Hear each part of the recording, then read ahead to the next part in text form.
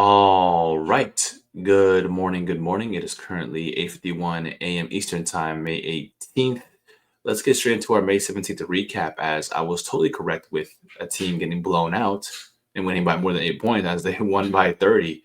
But I was completely wrong on which team would get smoked. It was the Detroit Pistons who got obliterated at home as they lose 94 to 125 against Cleveland. Simply put it, if you're Detroit, you got to find a secondary scorer. Your second best player can't beat Tobias Harris, can't beat Dennis Jenkins. So that's a huge talk we can have over in free agency when we have the free agency talk here. But Kate Cunningham shot 5 for 16 from the field, 0 from three, on 31% shooting, 13 points, 4 rebounds, 5 assists, only 3 turnovers. But in return, you got an absolute stink from everyone else. Tobias Harris, like I said, shouldn't be your second best player in the team as he scores 5 points, 5 rebounds, and 2 assists, but he shot 0% from the field. All the shots were from the free throw line. And Cleveland Cavaliers, we just witnessed, and it's legit, guys. James Harden Game 7 still exists as he threw an absolute stinker, 9, 5, and 6 on 20% shooting, 20% shooting, 2-0.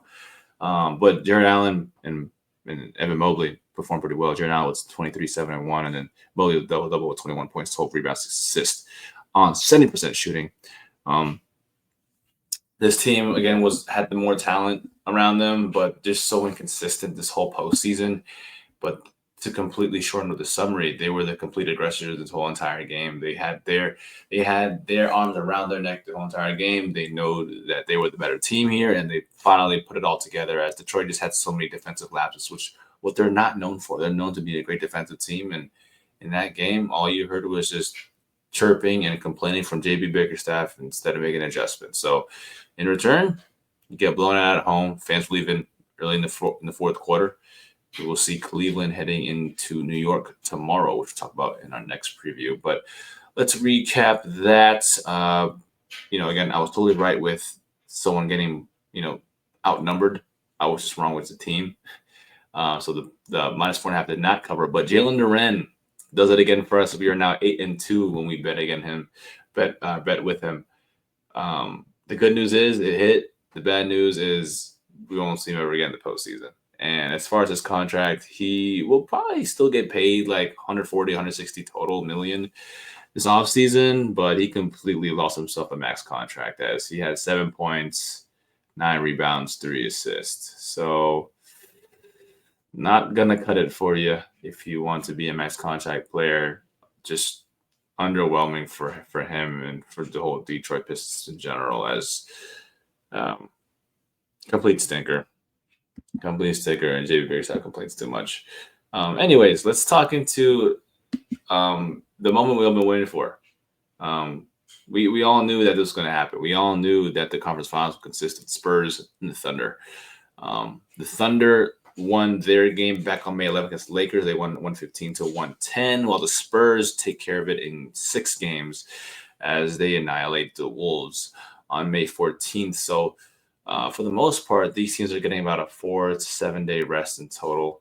I'm going to pull up right over here, but there's an actual statistic of data showing about teams who have 3 to 5 days of rest compared to teams who have 7+ days of rest. And so the numbers are pretty high, but again, both of these teams have pretty much rested for more than 3 days. So, and the separation between those two is about 3 days apart, May 11th, May 14th. So it's not too much of a big difference. So if you want to take the analytical data, you should choose Thunder -6.5, but it's game 1.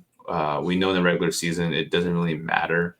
But I will say Spurs do take it a little bit more personal when they see that OKC name up in the schedule. So I didn't bet the 6.5. I thought about it at first. I cashed out and I put it on actually the over total team points for the Spurs at 106.5.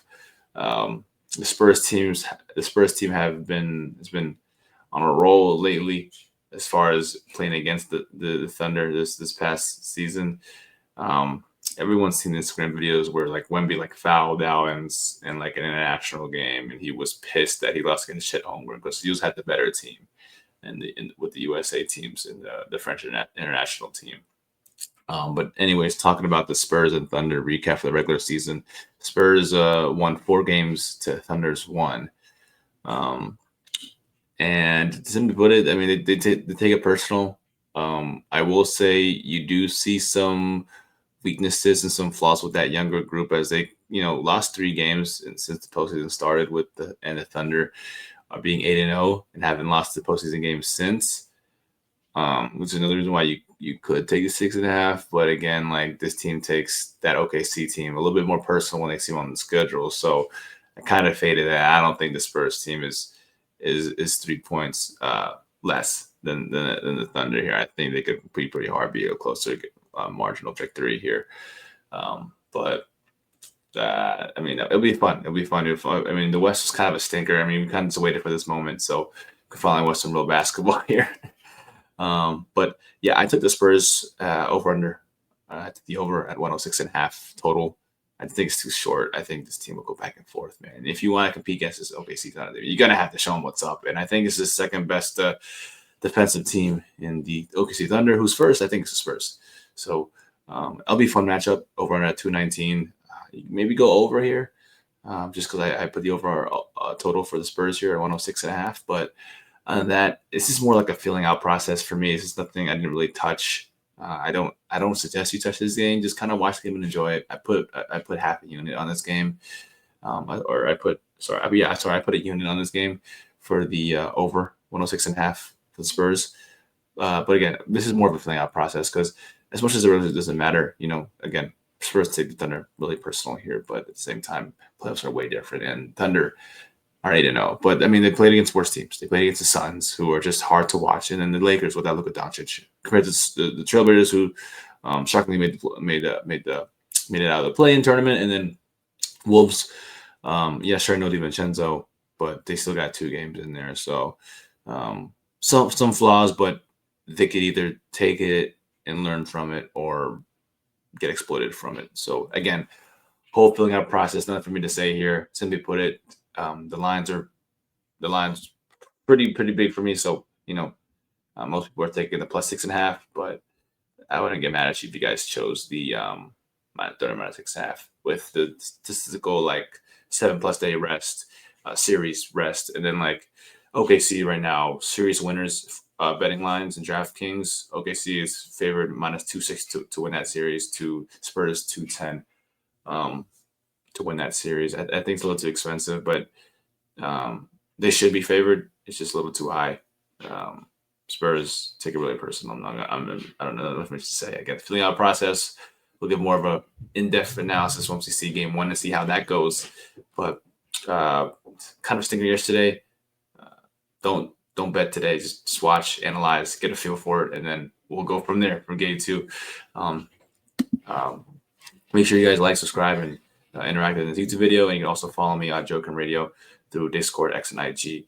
Check the comment section down below to look at my links to join these services.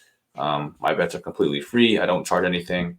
And as far as my record, since I've been doing these videos, I am currently 31 wins to 11 losses at a 73.8% winning rate, or around a 74% winning rate. So tail your own risk, bet responsibly, and I'll see you guys in the next video. Peace.